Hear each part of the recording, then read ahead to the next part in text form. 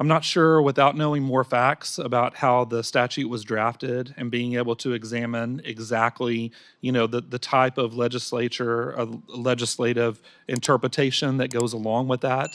So without more facts, Well, let me I don't give you think I these could. facts.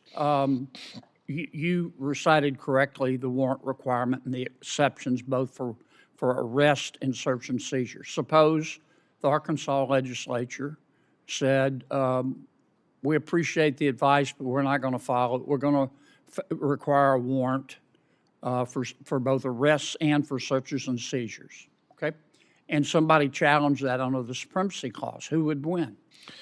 I'm not sure that I've ever thought about that in depth. What's up, everybody? Welcome back to Hot News Today, where we cut through the noise and get straight to what really went down. And wow, that snippet you just watched? Classic Senator John Kennedy. This is exactly why so many people pay attention when they speak. They've got this uncanny ability to mix humor with razor-sharp constitutional questions, and it throws witnesses completely off balance. Most politicians drone on with rehearsed talking points, but Kennedy? They actually test the people sitting in that hot seat. They push past the fluff, they expose who really knows the Constitution, and yeah, sometimes they slip in those hilarious curveballs just to see if the witnesses are awake. This hearing is a perfect example of why Kennedy remains one of the sharpest interrogators in Congress. And in this video, you're going to see exactly why their style works, because it cuts straight to the truth, whether the witnesses like it or not. Before we jump into the full breakdown, do me a huge favor. Hit that like button, subscribe to Hot News Today, and turn on notifications so you don't miss any of our political deep dives. Mr. Ganji, how long did you work for Senator Cruz? Senator, I worked for Senator Cruz for 3 years. Okay. Did you work closely with him? I would say so, Senator, yes. Okay. Is it true that Senator Cruz can burp the alphabet backwards? Senator, I've been instructed not to reveal that.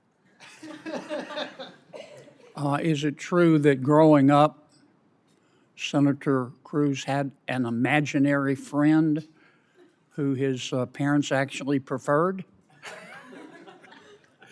Senator, I have no such knowledge. Okay. What article of the Constitution calls for checks and balances? Senator, I think checks and balances is inherent in the first 3 articles of the Constitution, which gives to all of them different powers and responsibilities. Okay. Mr. Peterson, welcome. Tell me how you amend the U.S. Constitution. Senator, you amend the U.S. Constitution pursuant to the procedure found in Article 5. Could you speak into that mic, please, sir? Sorry, Senator. The Constitution is amended pursuant to the procedure in Article 5, and that is a two-thirds vote of both the House and the Senate, and then ratification by 3/4 of the states. There's also a constitutional convention method, but that's never been used. Okay.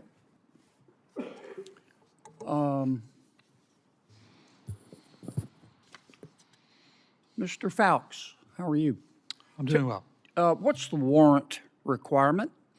The warrant requirement states that any person who is going to be arrested should have a warrant. The police should seek a warrant for that person to arrest them. There are exceptions to the warrant requirement, including exigent circumstances, which are usually followed up in Arkansas with a probable cause complaint and an affidavit and warrant in support of that.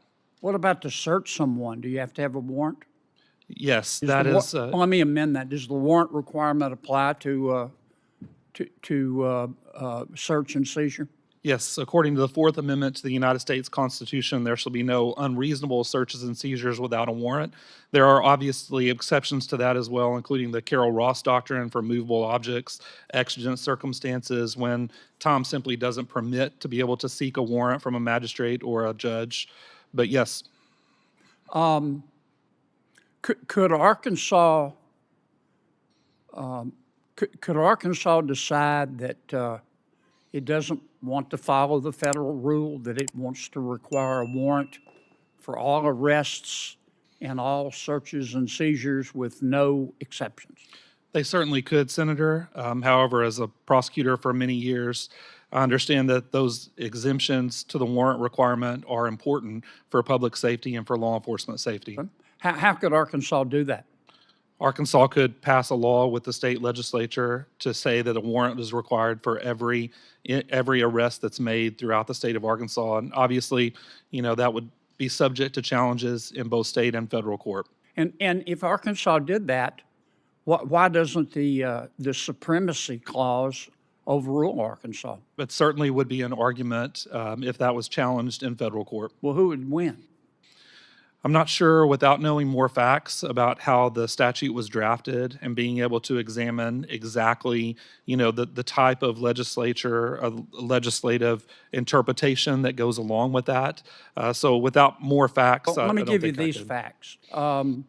You recited correctly the warrant requirement and the exceptions both for arrest and search and seizure. Suppose the Arkansas legislature said, we appreciate the advice, but we're not going to follow it. We're going to require a warrant for both arrests and for searches and seizures, okay? And somebody challenged that under the Supremacy Clause. Who would win? I'm not sure that I've ever thought about that in depth, Senator, but I think it would be a strong challenge to that state law, and I think it would be What if Arkansas construed its state constitution to require a warrant for both arrest and search and seizure? I think it would be the same analysis, whether it was a law that was passed by the state legislature or an amendment to the Constitution. Why couldn't Arkansas? Have you ever heard of the adequate and independent state ground doctrine? Yes, Senator. Why wouldn't the adequate and independent state ground doctrine apply there? That certainly would be an argument that one of the parties could make in support of that Arkansas state law. And again, I think it would go back to legislative analysis and determining all the factors that go into that as to whether that law would withstand the scrutiny from the court. Okay, thank you, counselors. All right, let's get into it. Okay, now that we've all watched that full exchange, let's talk about what just happened, because Senator John Kennedy didn't just ask questions, they surgically dissected the constitutional knowledge of those witnesses. First off, that opening line of questioning with Mr. Ganji, that right there is Kennedy brilliance.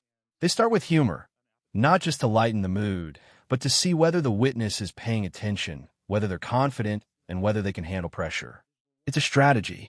And notice how fast Ganji locked up when Kennedy pushed beyond the talking points.